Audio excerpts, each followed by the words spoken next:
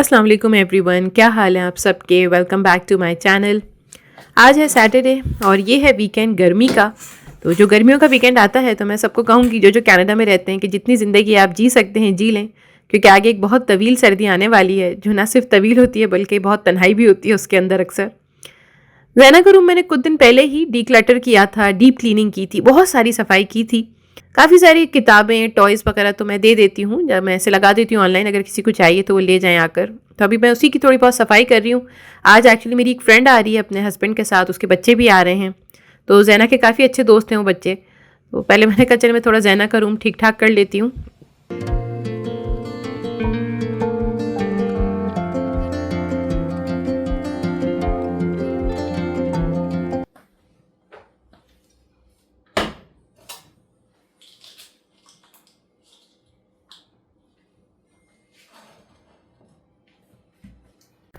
Actually हमारे neighbourhood में एक सीनियर सिटीज़न है जो अकेले रहते हैं।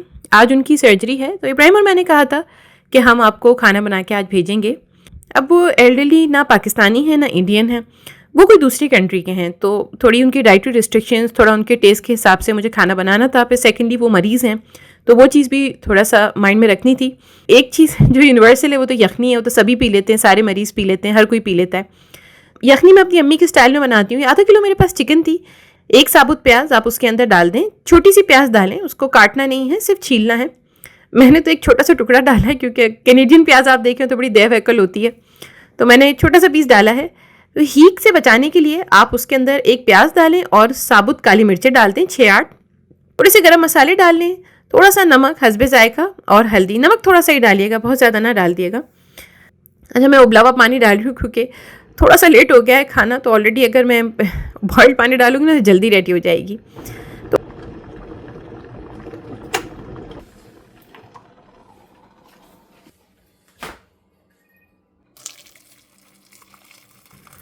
यखनी आपको पता है कि थोड़ी स्लो कुकी होती है, लेकिन मैं आज थोड़ा सा उसको मीडियम फ्लेम पर पकाऊंगी, बस इतनी देर के लिए जब ये थोड़ा रिड्यूस हो जाए और थोड़ा इसका ऑयल ग्रीसी सी हो जाती है ऊपर से, मैं तब तक पकाती हूँ।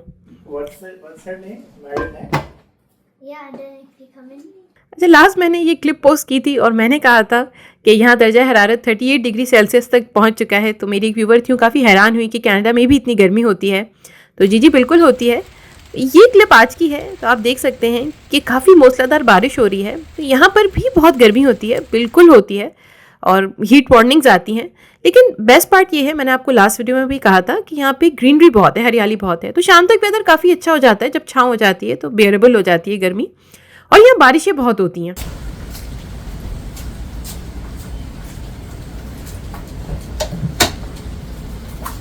बारिश की वजह से गर्मी के अंदर जो इंटेंसिटी होती है वो ख़त्म हो जाती है, और हर 2-3 दिन बाद जब गर्मी बहुत ज़्यादा होना तो बारिश ज़रूर होती है और मूसलाधार होती है।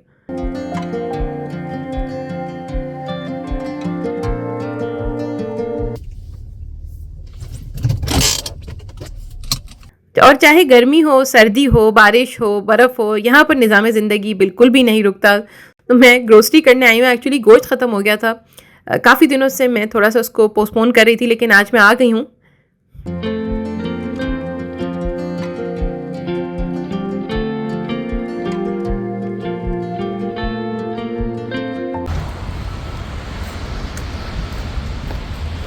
अब वो जो सीनियर सिटीज़न हैं उन्होंने कहा कि उन्हें टोमेटो सैंडविचेस बहुत पसंद हैं। तो मैं चाह रही हूँ कोई ऐसे सैंडविचेस बना लूँ जिसमें टोमेटोज़ भी हों और वो बहुत ज़्यादा स्पाइसी से ना हों और वो अच्छे फ्लेवरफुल भी लगें। तो मैं लेने लगी हूँ चिकन सलामी, हलाल चिकन सलामी। उसका मैंने यहाँ से एक पैकेट ले लिया है। अच्छा, एक मज़े की बात बताऊँ, क्योंकि मुझे कुल्फ़ी बनाने आ गई है ना, तो वीकेंड पे अब्बू भी आ रहे हैं, जैना के फ्रेंड्स भी आ रहे हैं, तो मैं उनके लिए, मैं और जैना मिलके कुल्फ़ी बनाएंगे। तो इंग्रेडिएंट्स हमने ले लिए हैं।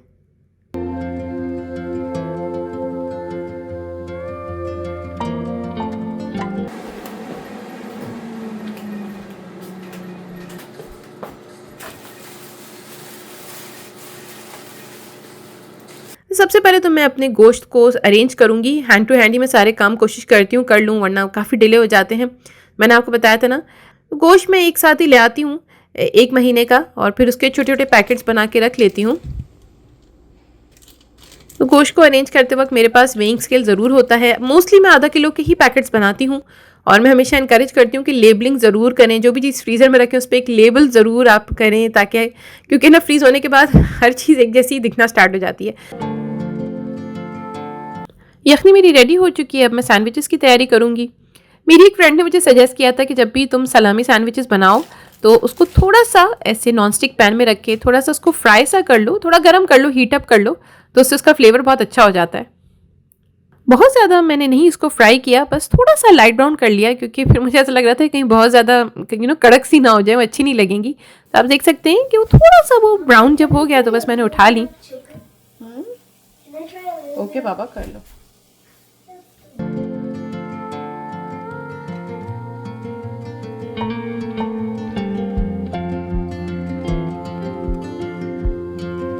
अब मैं स्लाइस के ऊपर सबसे पहले बटर लगाऊंगी। बटर आपका रूम टेम्परेचर पर होना चाहिए। कोई भी सॉस, कुछ भी ऐसा स्पाइस वगैरह मैं इसमें नहीं डाल रही, क्योंकि ये एक पेशेंट का खाना है तो थोड़ा सा ख्याल रखना है, और फिर मुझे ये भी देखना था कि वो टेस्टी होने चाहिए। ये मैंने इसमें 2 सलामी रखी है, एक चीज़ स्लाइस, और उन्होंने कहा उन्हें टोमेटोज़ पसंद है तो मैं टोमेटोज़ डाल रही हूँ, वरना यूजुअली इसके अंदर चॉप्ड लेटस वगैरह डलती है। कोई भी हरी सब्जी आपको पसंद हो तो आप इसमें डाल लें। तो ये बहुत टेस्टी बने थे। एक सैंडविच मैंने और इब्राहिम ने भी टेस्ट किया था तो बहुत अच्छे बन गए थे। आप इसके अंदर सॉस अपने टेस्ट के हिसाब से डाल सकते हैं। ये यखनी मेरी रेडी हो चुकी है, मैंने इसको छान लिया है।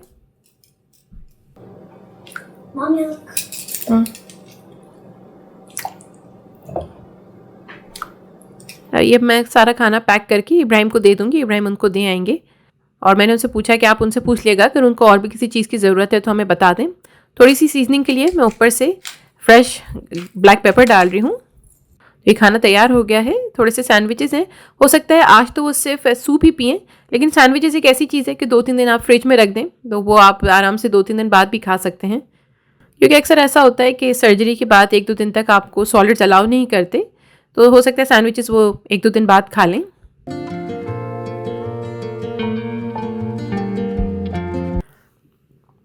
तो ये था मेरा वीकडे का एक छोटा सा रिकैप। अब वापस आ जाते हैं वीकेंड पे। तो मेरे घर वाले तो काफ़ी दोपहर से ही आ गए थे और मेरी हेल्प करा रहे थे। हुमा ने कहा था वो क्लीनिंग में मेरी हेल्प कर देगी। मैं अब थोड़ा बहुत खाने की तैयारी करना स्टार्ट कर रही हूँ। मैं आपको प्याज से रिलेटेड एक बात बताती हूँ।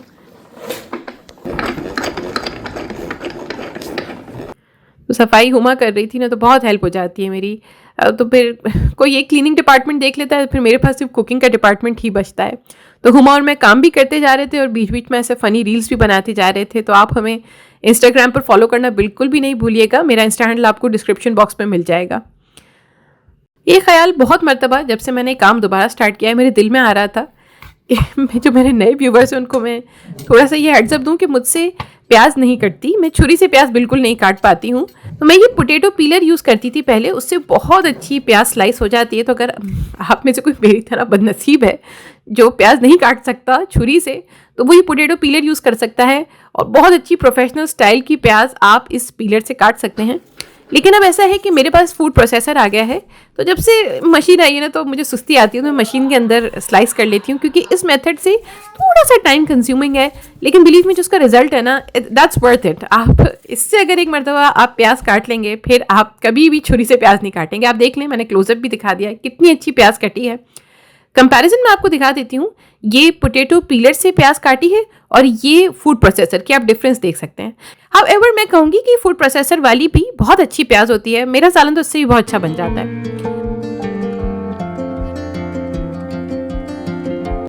मैं बनाने लगी हूँ आलू गोश्त।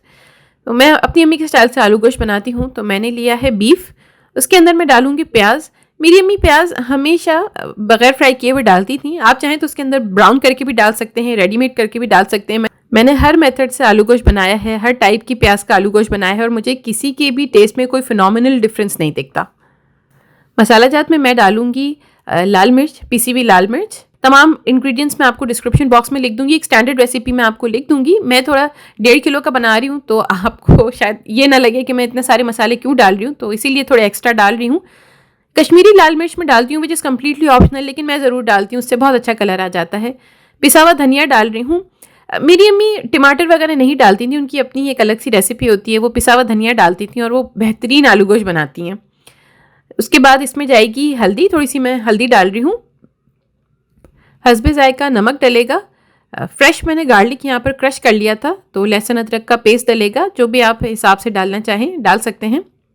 अच्छा, मैं दही नहीं डालती थी, लेकिन मैं डालती हूँ दही। अगर आधा किलो में गोश्त बना रही हूँ तो उसके अंदर 1 टेबलस्पून में फिटा हुआ दही ज़रूर डालती हूँ। मैं थोड़ा ज़्यादा गोश्त ले रही हूँ तो 2-3 टेबलस्पून इस वक्त दही डाल रही हूँ। दही इज़ कम्प्लीटली ऑप्शनल, आप चाहें तो स्किप कर सकते हैं, लेकिन मेजॉरिटी ऑनलाइन रेसिपीज़ में आप देखेंगे लोग दही डाल ही रहे होते हैं। एक चीज़ अपनी अम्मी की कुकिंग के बारे में बहुत ख़ास बता दूँ कि मुझे याद नहीं है कि मैंने अपनी अम्मी को कभी भी किसी चीज़ में पिसा हुआ गरम मसाला डालते हुए देखा हो। अम्मी हमेशा साबुत गरम मसाला डालती थीं, और आज भी वो साबुत गरम मसाला ही डालती हैं। तो मैंने इसके अंदर साबुत गरम मसाले डाले हैं, आप अपने जो भी टेस्ट के हिसाब से आपको पसंद है वो डाल लीजिए। लेकिन मैं साबुत और पिसा हुआ दोनों यूज़ करती हूँ, मुझे दोनों का फ्लेवर और टेस्ट अच्छा लगता है। मैं बनाने लगी हूँ इंस्टेंट पॉट के अंदर। अच्छा, जब भी आप आलू गोश्त बनाएं या कोई भी शोरबे वाला सालन बनाएं तो स्टील का चमचा यूज़ करें। असल भुनाई स्टील के चमचे से ही होती है, अच्छी भुनाई उसी से होती है। 10 मिनट के लिए मैं इसको हाई फ्लेम पर सौते मोड पर पहले उसको पकाऊंगी ताकि इसका पानी रिलीज़ हो जाए।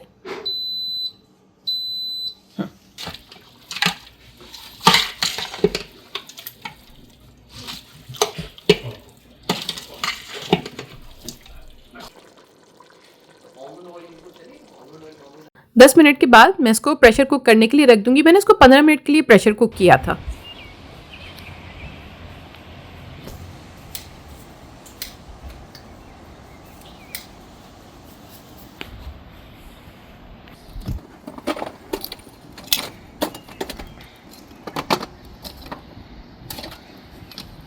मेहमानों के आने में थोड़ी सी देर रह गई थी, तो इब्राहिम ने कहा कि चलो मैं बारबेक्यू वगैरह रेडी करता हूँ।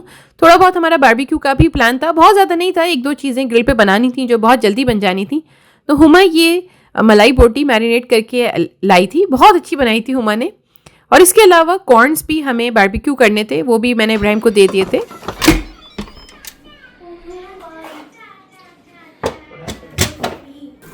अच्छा, ऐसा है कि बोटियाँ बहुत ज़्यादा सॉफ्ट हो गई हैं, तो अगर मैंने और पकाई ना तो ये बहुत बिल्कुल ही मैश हो जाएंगी। तो ये ग्रेवी मैं थोड़ा सा भी इसको रिड्यूस कर रही हूँ, और इसके अंदर ना मैं आलू डाल दूँगी। ये इतने आलू हैं मैं इसके अंदर डाल रही हूँ। बहुत ज़्यादा फिर मैं नहीं बना सकी वीडियो, क्योंकि मेहमान आ गए थे, तो फिर मुझे आपको पता है फिर थोड़ा मसरूफियत हो जाती है, तो फिर थोड़ा शूट नहीं किया जाता। हाँ, मैं ये कहूँगी कि मैंने इसको अच्छा करके भून लिया था, और उसमें आलू डाल के शोरबा फिर आप अपने टेस्ट और प्रेफरेंस के हिसाब से कर लें।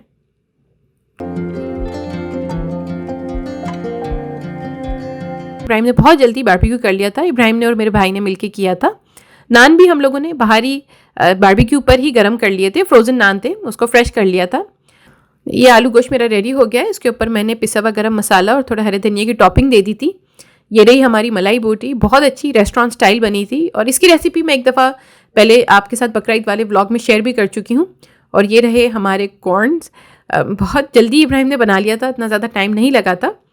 ये पिज़्ज़ा है, ये सारा लेकर आई थी, मेरी फ्रेंड लेकर आई थी। ये चिकन टिक्का पिज़्ज़ा ये बच्चों के लिए था, बच्चे बहुत शौक से खाते हैं पिज़्ज़ा।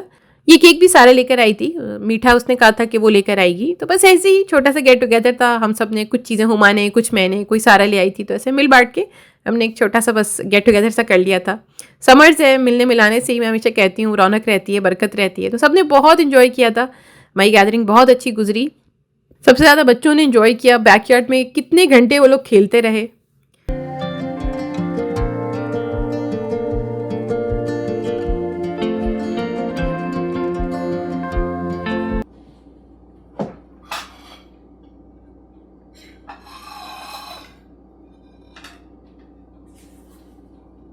काफ़ी रात हो गई है, बच्चे भी सो गए हैं, तो मैं थोड़ी बहुत सफाई करूँगी। काफ़ी सारी सफाई तो मैंने कर लिया है, बर्तन भी डिशवॉशर में डाल के उसको ऑन कर दिया है। अब थोड़ा बहुत और सोने से पहले जितना मैं क्लीन कर सकती हूँ कर लूँगी। अच्छा रहा आज का इवेंट, बहुत मज़ा आया, हम सब ने एंजॉय भी किया। अब बस अपनी वीडियो को यहीं ख़त्म करती हूँ।